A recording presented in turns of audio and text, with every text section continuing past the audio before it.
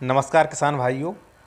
आज मैं आपको इस वीडियो में आप अपनी ज़मीन का, जो भी ज़मीन है आपके भाइयों के शामिल की, कोई भी ज़मीन आपके ज़मीन में और भी सह खातेदारक हैं, तो इस ज़मीन का बंटवारा कराने का प्रोसेस, अंश निर्धारित करवाने का और उसका अलग कोरा जिसे बोलते हैं तुरप डलवाना, वो कैसे डलवा सकते हैं, आप बिल्कुल अपना अलग कैसे करवा सकते हैं। एक बात और कि जो कीमती जो आपकी ज़मीन है, जैसे मान लीजिए आपकी रोड पे ज़मीन है, उसमें आपका हिस्सा है, तो आप रोड पे अपना हिस्सा कैसे ले सकते हैं, वो सब कुछ process to process, A to Z process इस वीडियो में आपको समझाएंगे।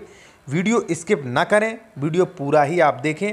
और कोई भी आप सलाह लेना चाह रहे हैं मुझसे इस संबंध में तो ले सकते हैं। कॉन्टैक्ट नंबर हमारा वीडियो की डिस्क्रिप्शन में दिया गया है। आते हैं अपने टॉपिक पर। देखिए किसान भाइयों, सबसे पहले मैं आपको बता दूं कि बंटवारा कराने के लिए बंटवारा कई कारण हो सकते हैं। मान लीजिए आप लोगों का विवाद होता है, मान लीजिए आपका सह खातेदार है कि वो जो हिस्से से ज़्यादा ज़मीन करे है, मान लीजिए वो आपकी ज़मीन पे कब्जा नहीं दे रहा है, ठीक है, तो ऐसी कंडीशन में बंटवारा कराया जाता है। अब बंटवारे में होता क्या है वो आप जान लीजिए पूरा प्रोसेस। मान लीजिए आपके 2 नंबर हैं, आप 3 भाई हैं और 2 खेत हैं आपके। एक है गाटा संख्या 100, एक है गाटा संख्या 101, ठीक है। अब उस पर तीनों के नाम हैं राम, श्याम और मान लीजिए एक जो है एक और नाम है कोई बलराम। राम, श्याम एंड बलराम, 3 लोग हैं, 3 भाई। तो जब आप गाटा संख्या 100 की खतौनी निकलवाएंगे तो तीनों के नाम आएंगे और तीनों ही उसमें हिस्सेदार हैं, ठीक है। अब जब गाटा संख्या 101 की निकलवाएंगे तो वो भी तीनों आएंगे, क्योंकि भाई तीनों भाई है, तीनों आएंगे उसमें, ठीक है। अब बंटवारा जो है वो तुरप आप चाहते हैं कि मेरा अलग हो जाए, अलग मेरा कुरा बन जाए, अलग तुरप डल जाए, मैं इससे बिल्कुल अलग हो जाऊं, तो वो डायरेक्ट नहीं होगा, डायरेक्ट आपका कुरा तुरप नहीं पड़ेगी। उसके लिए आपको पहले अंश निर्धारित करना पड़ेगा। और अंश निर्धारित कि किसका कितना है, ठीक है, अंश निर्धारित होगा, अंशों का निर्धारित। पहले भाई वैसा बंटवारा होगा, पहले ये इसका बंटवारा होगा कि भाई किसके हिस्से में कितनी ज़मीन पड़ रही है, पहले ये बंटवारा होगा। उसके बाद जो ज़मीन में जिसके हिस्से में जितनी पड़ी है उसका कुरा अलग बनाया जाएगा, ठीक है, जैसे तुरप, उसकी तुरप अलग डाली जाएगी। तो सबसे पहले आप जब परेशान हैं, समस्या से जूझ रहे हैं, तो आप खतौनी लेके जाएंगे एडवोकेट के पास। एडवोकेट देखेंगे कि भाई 3 सह खातेदार है, आप कहेंगे भाई मैं इन दोनों से अलग होना चाह रहा हूँ। तो सबसे पहले एक ही रिलीफ है कि वो UPRC यानी कि राजस्व संहिता की धारा 116 में वो दावा करेंगे बंटवारे की, ठीक है। उसमें बंटवारा होगा यानी कि अंश निर्धारित होगा कि गाटा संख्या 100 में ABC यानी कि राम, श्याम, बलराम तीनों का कितना कितना है। मान लीजिए 3 बीघा का, 3 बीघा के 2 नंबर हैं, 3 बीघा का गाटा संख्या 100 है और 3 बीघा का ही 101 है। तो गाटा संख्या 100 में एक राम का, एक श्याम का और 1 बीघा बलराम का, तीनों का बराबर होगा, ठीक है। और गाटा संख्या 101 में भी यही हाल होगा। तो सबसे पहले इसी पे मुकदमा चलेगा, अंश निर्धारित होगा, ठीक है।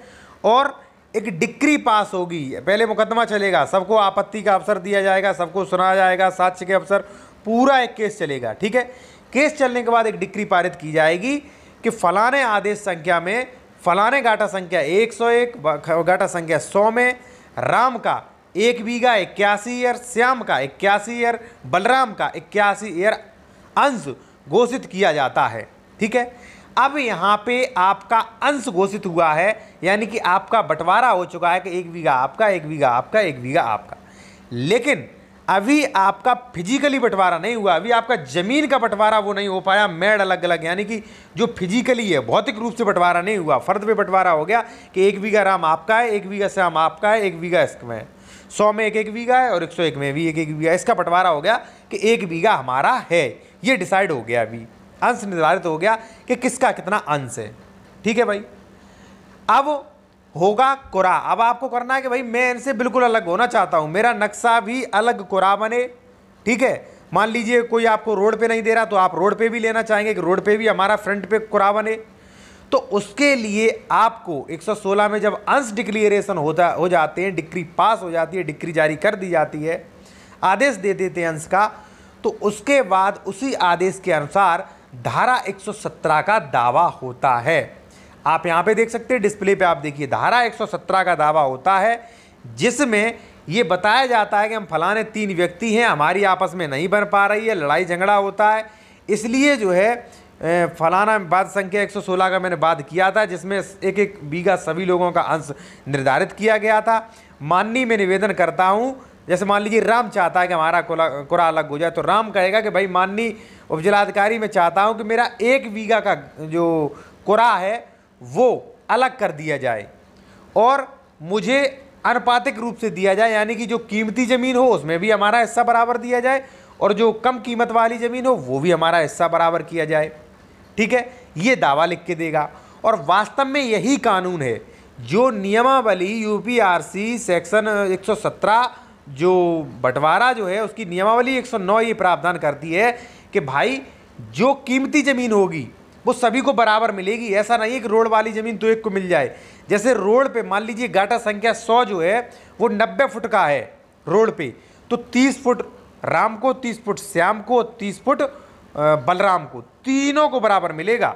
यही 109 नियमावली 9 कहती है। और जो पीछे की ज़मीन है, जो कम कीमत वाली ज़मीन है, उसमें भी तीनों को बराबर अंश मिलेगा। क्योंकि अगर मान लीजिए एक को कीमती मिलेगा तो भाई नुकसान हो जाएगा, फिर दूसरे को न्याय नहीं मिल पाएगा। तो इस तरीके से तो कुरा बनवाए जाते हैं। अब 117 का दावा के बाद होता क्या है वो आप जान लीजिए। कुरा अलग करने के लिए दावा होता है फिजिकली रूप से, ठीक है। तो उसमें सबसे पहले एसडीएम लेखपाल को आदेश देते हैं कि भाई इनके कुरा बनवाए जाएं, अलग अलग कुरा बनवाए जाएं। लेखपाल जाएगा और नियमावली 109 के अनुसार, जैसे मान लीजिए रोड पे 90 फुट है तो 30 फुट के 30 यानी कि 30 1 बीघा जो है वो 30 फुट में जितना भी लंबा हो जाए, एक एक बीघा जो है वो देगा और 30 फुट फ्रंट देगा, भाई रोड पे देगा। इस प्रकार से वो 3 कुरा बनवाएगा।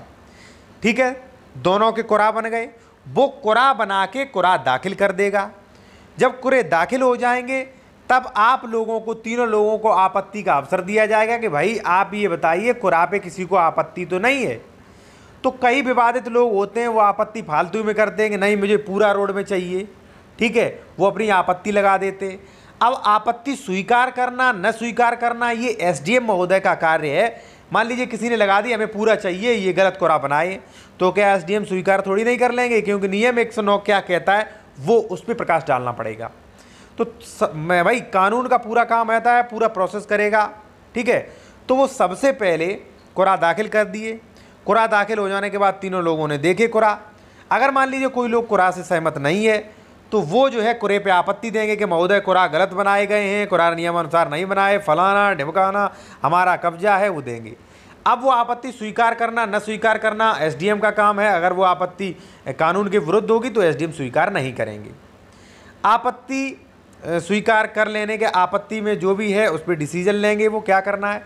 आपत्ति स्वीकार नहीं करी गई और कुरा अगर मान लीजिए उन्होंने अप्रूव्ड कर दिए, मान लीजिए उन्होंने कुरा जो है जो लेखपाल ने दिए थे कुरा बना के वो उन्होंने मान्य कर दिए और वो कुरा का लागू कर दिया, तो उस पर जो भी कुरा हैं वो कुरा लेखपाल कानून को जाके वो कुरा खेत पे बनाएंगे। मान लीजिए एक तरफ जो है राम का कुरा बना दिया, 1 बीघा का 30 फुट फ्रंट पे दे दिया, बीच में श्याम का बना दिया और बाद में बलराम का बना दिया। तीनों को कुरा बना दिए। अब तीनों को वो नाप के 1 बीघा नाप तौल करके लेखपाल कानून को और उनका मेड़ भी डलवाएंगे। मेड़ डलवा के उनसे कहेंगे कि भाई राम इस पर काबिज हो, श्याम इस पर काबिज हो, बलराम इस पर काबिज हो। तीनों को अपनी अपनी जगह पर दखल दे देंगे। इस पूरे कानूनी प्रोसेस के बाद, इस कानूनी प्रोसेस में लंबा वक्त लगता है, क्योंकि देखिए बंटवारा का आप मान लीजिए 117 का दावा करेंगे तब सबको नोटिस दिया जाएगा। नोटिस के बाद कुरा बनेंगे, कुरा दाखिल होंगे, कुरा पर आपत्ति होगी। ठीक है, कुरा स्वीकार होंगे। कुरा स्वीकार होने के बाद उनकी नापतौल होगी और नापतौल करने के बाद जहाँ जिसका कुरा बना है वहाँ पे उसे दखल दिया जाएगा कि भाई आप यहाँ पे आइए, आप यहाँ पे आइए और आप यहाँ पे आइए। जो भी व्यक्ति नहीं मानेगा उस पर प्रशासनिक कार्रवाई की जाएगी। फिर वहाँ पे प्रयोग होगा बल। कोई व्यक्ति नहीं मान रहा है तो जो भी कानून को जिलाधिकारी ये है ये पुलिस का सहारा लेंगे, बल प्रयोग करके उसे कब्जा दिलाएंगे। नहीं आप इससे सहमत हैं बंटवारे से तो आप इस संबंधित इस मामले की अपील में भी जा सकते हैं। तो दोस्तों अगर आपको वीडियो अच्छा लगा हो तो चैनल को ज़रूर सब्सक्राइब करें, और कोई भी कमेंट हो कमेंट करें, और सलाह लेना चाहते हैं तो ले सकते हैं। हमारा कॉन्टैक्ट नंबर वीडियो की डिस्क्रिप्शन में दिया गया है। धन्यवाद।